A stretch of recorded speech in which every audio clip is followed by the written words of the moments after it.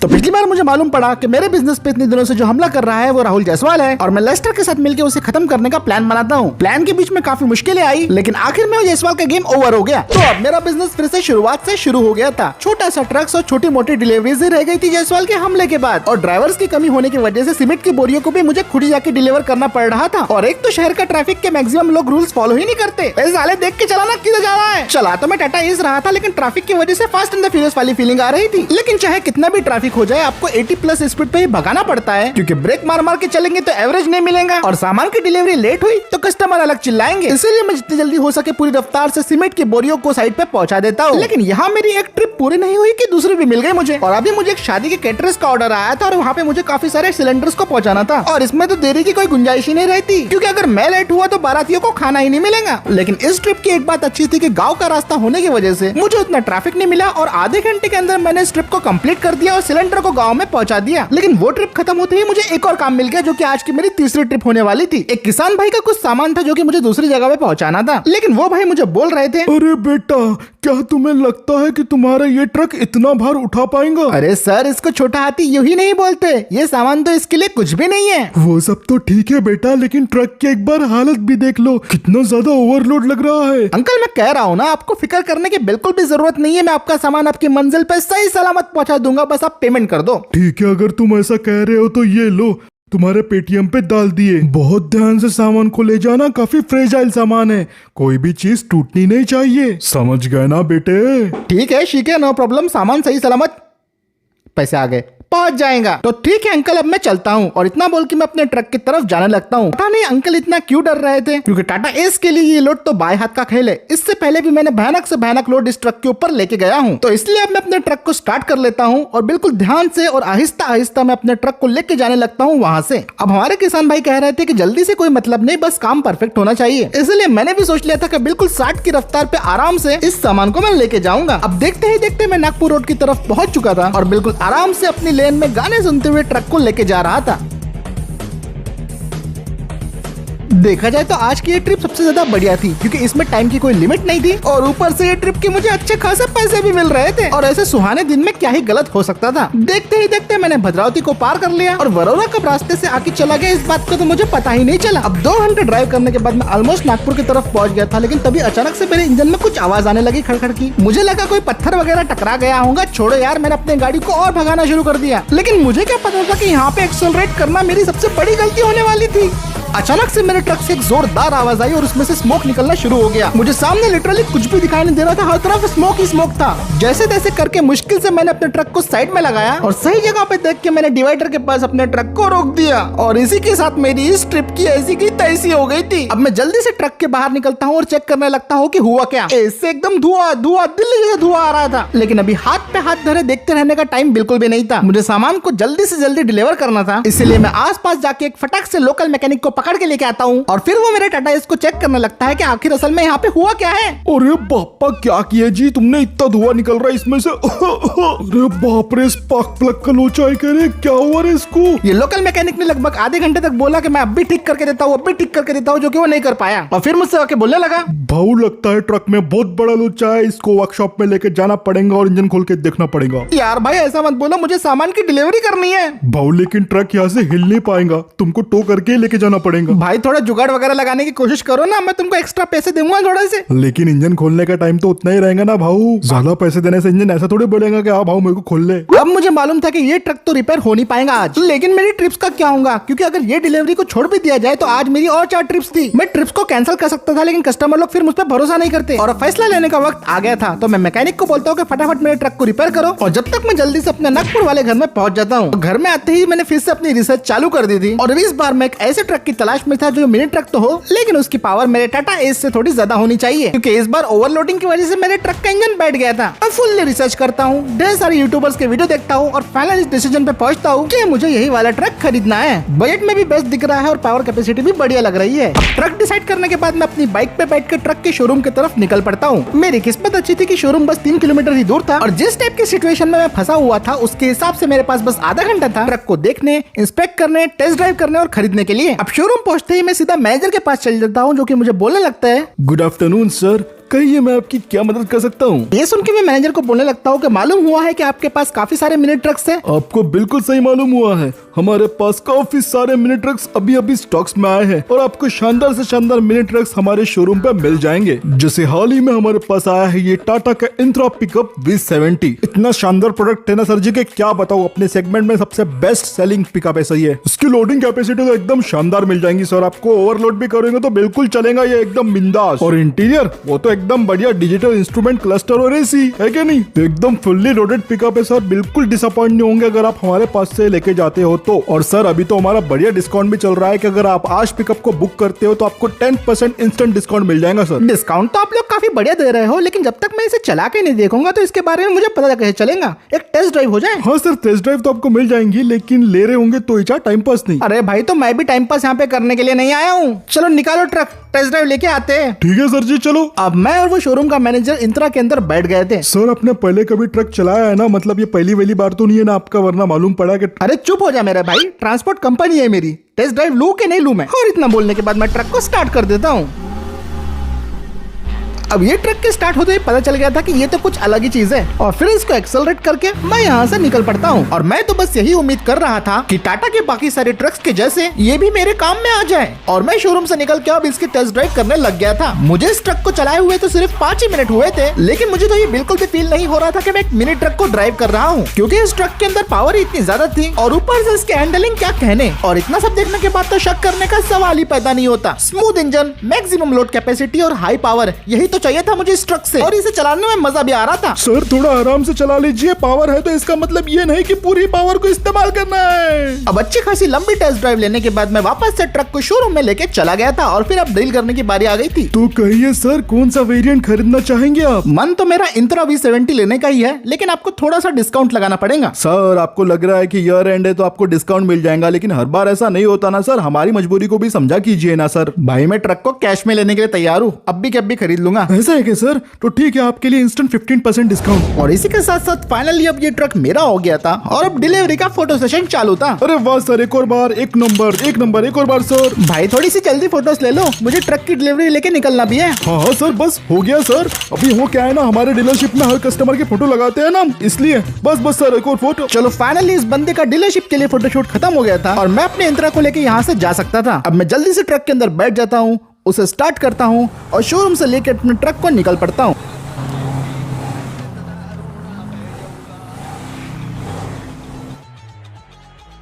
देखा जाए तो इस ट्रक का मुकाबला सीधा अशोक लेलैंड के बड़े दोस्त से होता है, और मैं शायद इस बार भी बड़ा दोस्त ही खरीदता, लेकिन क्योंकि मैंने कभी इंत्रा को ट्राई नहीं किया है इसलिए मैंने इसको परचेस कर लिया। तो अब सबसे पहला काम करने के लिए मैं इसे निकल पड़ा था, और इस ट्रक के लिए तो पहला ही चैलेंज काफी ज्यादा खतरनाक हो गया था, क्योंकि मुझे कुछ सीमेंट की बोरियों को छोटे से गाँव में डिलीवर करना था। और इस गाँव का रास्ता सीधा छोटी छोटी पहाड़ियों से, जहाँ पे काफी सारी ढलाने और चढ़ाने हैं, वहाँ से जा रहा था। चढ़ाई करते टाइम मुझे ट्रक की पावर में थोड़ी बहुत कमी जरूर महसूस हुई, लेकिन इतना बहुत तो चलता ही है, और हर ट्रक में अपने छोटे मोटे माइनस पॉइंट तो होते ही है। बाकी लगभग मैंने 80 किलोमीटर से ज्यादा यहाँ पे सफर किया। दूर दूर तक तो रोड का नामो निशान भी नहीं था, ऊपर से चट्टाने, पत्थर और ना जाने क्या क्या रोड के बीचों बीच आ रहा था, लेकिन ट्रक ने सबको सही तरीके से पार तो कर लिया। और ऐसे पहाड़ों पे अक्सर टायर्स की ग्रिप खोने की वजह से फिसलने का डर होता है, क्योंकि आजू बाजू सिर्फ खाई ही खाई थी, लेकिन फिर भी किसी तरह इस ट्रक ने मेरा पूरा साथ दिया। और जैसे ही मुझे ब्रिज दिखा तो मैं समझ गया कि फाइनल अब यहाँ से गाँव का अच्छा वाला रास्ता शुरू हो जाएगा, और फाइनली मैं इस ऑर्डर को अच्छे से डिलीवर कर देता हूँ। लेकिन एक काम पूरा हुआ नहीं कि दूसरा काम शुरू हो गया था। अब बारी थी सिलेंडर्स को डिलीवर करने की, और मुझे एक बात समझ में नहीं आती कि मुझे जितने भी ऑर्डर सिलेंडर डिलीवर करने के लिए मिलते हैं, उन सभी लोगों को इतनी जल्दी की होती है। ऊपर से सिलेंडर को डिलीवर करना काफी ज्यादा क्रिटिकल काम होता है, आपकी एक गलती और बूम। खैर काफी रफ्तार से लेकिन समझदारी से मैं इस ऑर्डर को भी डिलीवर कर देता हूँ। इसी के साथ साथ मेरा आधा दिन खत्म हो गया था, और फाइनली मुझे काम से थोड़ा सा ब्रेक मिल गया था। फिलहाल न्यू ईयर की वजह से छुट्टी आने वाली थी, इसलिए ऑर्डर्स आना थोड़े से कम हो गए थे, इसलिए सोचा कि मैं चलो अपने ट्रक्स का इंस्पेक्शन ही कर लूं। मेरे इस टाटा ट्रक की सर्विसिंग का टाइम आ चुका था। अशोक लेलैंड के ट्रक में टायर्स का थोड़ा सा काम करवाना बाकी था, इस बड़े दोस्त का तो ऑयल चेंज करना था, और इंत्रा तो अभी अभी आया था, इसमें क्या काम। तो अब मैं अपने सारे ट्रक्स का बजट और काम निकाल ही रहा था, तभी इतने में मुझे पीछे से एक आवाज सुनाई देती है। हे, क्या तुम ही ट्रांसपोर्ट कंपनी के मालिक हो? मेरे पास तुम्हारे लिए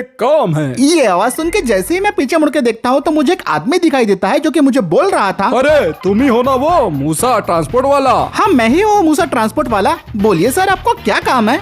तो आखिर मुलाकात हो ही गई। बहुत सुना है मैंने तुम्हारे बारे में, मार्केट में आजकल तुम्हारा काफी नाम चल रहा है। सर जी ऐसी कोई बात नहीं है, मैं तो बस अपना काम करता हूँ, वो तो बाकी आप सब लोग देखते हैं। तो मिस्टर मूसा, क्या आप मेरा एक छोटा सा काम कर देंगे? छोटा सा सामान है, यहाँ से बस वहाँ पहुँचाना है, क्या तुम ये कर पाओगे? ये सुनने के बाद मैं उस आदमी को बोलने लगता हूँ कि आप फिक्र मत कीजिए यार, हमारी ट्रांसपोर्ट कंपनी में सारे काम अच्छे से ही किए जाते हैं, आपका सामान भी अच्छे से डिलीवर हो जाएगा। पर मूसा, मेरे काम में वक्त की बहुत अहमियत है, सब कुछ हो जाए चलेगा, बस लेट नहीं होना चाहिए। तो बोलो मिस्टर मूसा, क्या तुम ये काम कर पाओगे या फिर मुझे कोई और ट्रांसपोर्ट वाले को ढूंढना पड़ेगा? सर जी ये तो मेरा भी रूल है कि टाइम इज मनी, तो इसलिए अब बस बताइए मुझे क्या ले जाना है और किधर लेके जाना है, मैं आपका काम कर दूंगा। तुम्हें सिर्फ एक कंटेनर को भद्रावती से लेना है और उसे बल्लाशाह में छोड़ देना है। बस इतना सा काम सर जी, आराम से हो जाएगा। लेकिन एक बात का ध्यान रखना मूसा, 7 बजे से पहले कंटेनर बल्लाशाह पहुंच जाना चाहिए और कुछ भी हो जाए कंटेनर मत खोलना। सर जी ट्रेलर में कोई इलीगल आइटम तो नहीं है ना, वरना मेरे लग जाएंगे। पिछली बार पुलिस ने बहुत डंडे मारी थी मुझे। नहीं मूसा,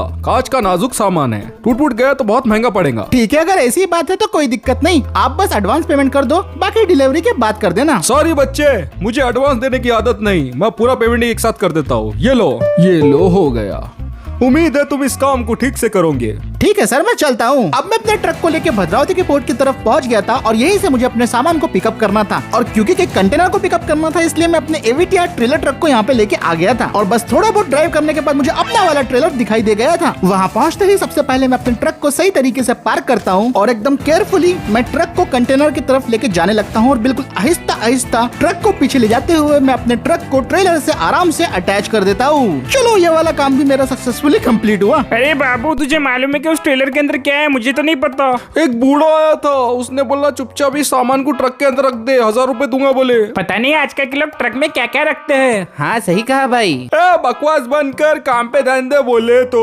अरे ये फोन किसका आ रहा है? हेलो मूसा, मैं बात कर रहा हूँ, क्या तुमने कंटेनर को पिकअप किया? हाँ जी बिल्कुल पिकअप कर लिया, बस अभी ट्रेलर ट्रक से अटैच हुआ है। कुछ गड़बड़ तो नहीं हुई ना? नहीं सर, सब कुछ ठीक है, बढ़िया है। अरे सर आपकी आवाज को क्या हुआ? अरे असल में मेरी आवाज कट रही है, तुम जल्दी जाओ। ठीक है सर, मैं निकल रहा हूँ। अब मैं अपने ट्रक को लेके पोर्ट से निकल पड़ा था और बस मुश्किल से ये 1.5 घंटे का सफर होने वाला था। देखते ही देखते हाईवे कब लग गया मुझे पता ही नहीं चला और मैं मस्त आराम से 100 की स्पीड पे क्रूजिंग करते हुए जा रहा था। अब नॉर्मली तो मैं काफी स्पीड में अपने ट्रक्स को ड्राइव करता हूँ, लेकिन क्योंकि इस ट्रिप में मुझे 7 बजे तक का टाइम दिया गया था इसलिए मैं बड़े आराम से और गाने सुनते सुनते अपने ट्रक को ड्राइव कर रहा था। एक बार बस ये काम हो जाए फिर मुझे टाटा और महिंद्रा के शोरूम को भी विजिट करना है, क्योंकि मैं सोच रहा हूँ कि मैं अपने लिए एक नई टाटा की सियारा या फिर महिंद्रा की 7XO को खरीद लूँ। इन दोनों में से अपने लिए परफेक्ट गाड़ी कौन सी रहेंगी दोस्तों, कमेंट करके जरूर बताना। फिलहाल तो अभी 50 किलोमीटर से भी कम का सफर रह गया था और मैं ऑलमोस्ट बल्लाशाह में पहुंचने ही वाला था। अब मेन रोड पे थोड़ा ट्रैफिक ज्यादा था और कंस्ट्रक्शन का काम शुरू था, इसलिए मैंने कच्चे रास्ते को चुना। और बात की जाए इस एवीटीआर ट्रैक्टर ट्रेलर की, तो इसे मैं आज पहली बार चला रहा था। ट्रेलर ट्रक में हमेशा एक दिक्कत होती है कि आपको पीछे वाले लोड का ध्यान रखना पड़ता है। ऊपर से पहाड़ी रास्ता था जिसकी वजह से यहाँ पे आजू बाजू में काफी ज्यादा खाई थी। यहाँ पे वो लाइन बराबर फिट होती है कि नजर हटी और दुर्घटना घटी, क्योंकि भाई यहाँ पे अगर एक बार आपका ध्यान फिसला तो फिर आप बच नहीं सकते। ऐसे करते करते अब शाम हो गई थी और फाइनली मैं बल्लाशाह में पहुंच गया था और अब मैं उस लोकेशन की तरफ जा रहा था जहाँ पे मुझे ट्रेलर को ड्रॉप करना था। शाम के 4:30 बज रहे थे और थोड़ी देर में पेट्रोल पंप आने वाला था, तो मैंने सोचा कि कुछ देर के लिए ट्रक को वहाँ पे रोक कर पेट्रोल भी भरवा लूंगा और चाय भी पी लूंगा। अब मैं ये सब सोच ही रहा था कि इतने में एक धड़ाक सी आवाज आती है और मुझे मालूम पड़ता है कि मेरे ट्रक का सामने वाला टायर फट गया है। ट्रक पूरी तरीके से डिसबैलेंस हो रहा था, तो मैं उसे कंट्रोल करने की पूरी कोशिश कर रहा था और ऊपर से मैं अगर ब्रेक मारता तो ट्रक सीधा पलटी हो सकता था। ट्रक डिसबैलेंस होकर रोड से उतर रहा था, लेकिन मैंने उसको वापस से रोड पे लाने की पूरी कोशिश कर रहा था। ऊपर से ये ब्रेक्स भी ठीक से काम नहीं कर रहे थे। मैं ट्रक को काबू में करने की पूरी कोशिश कर रहा था, लेकिन मेरी हर कोशिश नाकाम हो रही थी। मैं जैसे तैसे करके ट्रक को संभाल रहा था, लेकिन अब काफी देर हो चुकी थी। तभी इतने में ही मुझे सामने एक चट्टान दिखाई देती है और ना चाहते हुए भी मेरा ट्रक वहाँ पे जाके क्रैश कर जाता है। जो हुआ वो बहुत ज्यादा बुरा हुआ, लेकिन मैं जिंदा तो बच गया। अब मैं ट्रक से उतर के चेक करने लगता हूँ कि आखिरकार इतनी बड़ी गड़बड़ हुई तो हुई कैसे, और मुझे मालूम पड़ता है कि यहाँ पे किसी और की नहीं बल्कि सिर्फ और सिर्फ मेरी ही गलती थी। ये टायर्स को रिप्लेस करने का वक्त आ गया था, लेकिन मैं इस चीज को भूल गया था और इसीलिए ये टायर फट गए। ऊपर से चट्टान से टकराने की वजह से इस ट्रक की इंजन को भी डैमेज पहुंच गया था, तो ट्रक को यहाँ से लेके जाना इम्पॉसिबल हो गया था और मैं इस टाइम पे यहाँ पे फंस गया था। लेकिन चाहे कुछ भी हो जाए, मैं इस तरह हाथ पे हाथ धरे यहाँ पे बैठे नहीं रह सकता था, क्योंकि मुझे सामान को 7 बजे से पहले डिलीवर भी करना है। मुश्किल से 5 किलोमीटर किलोमीटर बचे हैं। अब इतने दूर आई गया हूँ तो अपना ये काम खराब थोड़ी होने दूंगा, इसलिए मैं जल्दी से जाके अपना फटाफट फोन निकालता हूँ और अपने टाटा ट्रक के ड्राइवर को फोन लगा के बोलने लगता हूँ। हाँ हेलो सुरेश भाई, हाँ मैं बोल रहा था कि अभी तुम कहाँ पे है? अच्छा जहाँ पे भी, मेरी एक बात सुनो, अभी तुम एक काम करो, जल्दी से जल्दी बल्लरशाह बाईपास की तरफ आ जाओ। ये अपना ट्रक का थोड़ा सा एक्सीडेंट हो गया है। नहीं उतना कुछ नहीं हुआ है, बस तुमको यहाँ पे आ जाओ और हो सके तो अपना प्रीमा वाला ट्रेलर लेके आना। अपने को ट्रेलर लेके जाने का यहाँ से, जल्दी आ सकते क्या थोड़ा? चलो मैंने फोन पे बात करके अपने लिए नया ट्रक तो बुला लिया था और उम्मीद है ये ट्रक यहाँ पे जल्दी आ जाएगा और मेरा काम भी पूरा हो जाएगा।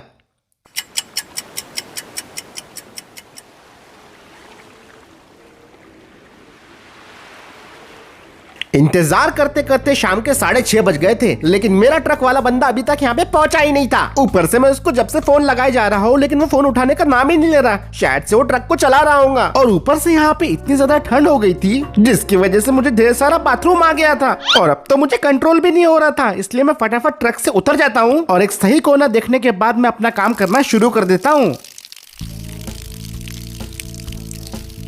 पता नहीं आज इतना सारा बाथरूम कैसे आ रहा था, ऐसा लग रहा था फिर से अंदर जाके वापस से निकल रहा है। तभी इतने में मुझे पीछे से एक आवाज आती है। यह आवाज सुनते ही मैं फौरन चौकन्ना हो गया था और मेरे कान खड़े हो गए थे और ऐसा मालूम पड़ रहा था कि शायद इस ट्रक के आसपास मेरे अलावा भी कोई है। अबे कौन है बे? कौन छुप रहा है उधर?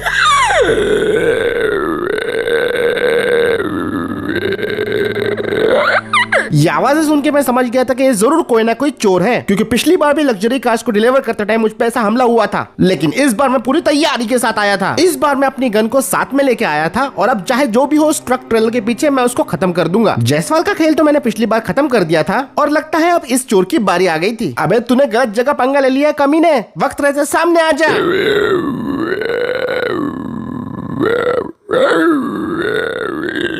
एक भयानक सी आवाज ट्रक ट्रेलर के अंदर से आ रही थी और मुझे ऐसा लग रहा था कि ये चोर से ज्यादा बड़ी मुसीबत हो सकती है। अब मुझे समझ में आ रहा था कि वो बंदा क्यों बोल रहा था कि 7 बजे से पहले सामान को डिलीवर कर देना, और अब तो 7 के ऊपर हो गए थे। थोड़ी बहुत हिम्मत करने के बाद मैं धीरे धीरे ट्रक की तरफ बढ़ने लगता हूँ, क्योंकि मेरे काम पे बात आ गई थी। अगर मैंने काम पूरा नहीं किया तो पेमेंट नहीं मिलने वाली मुझे। और जैसे मैं ट्रेलर के दरवाजे की तरफ पहुँचता हूँ तो आवाजें और बढ़ जाती है। अबे कौन है बे अंदर? सामने आओ।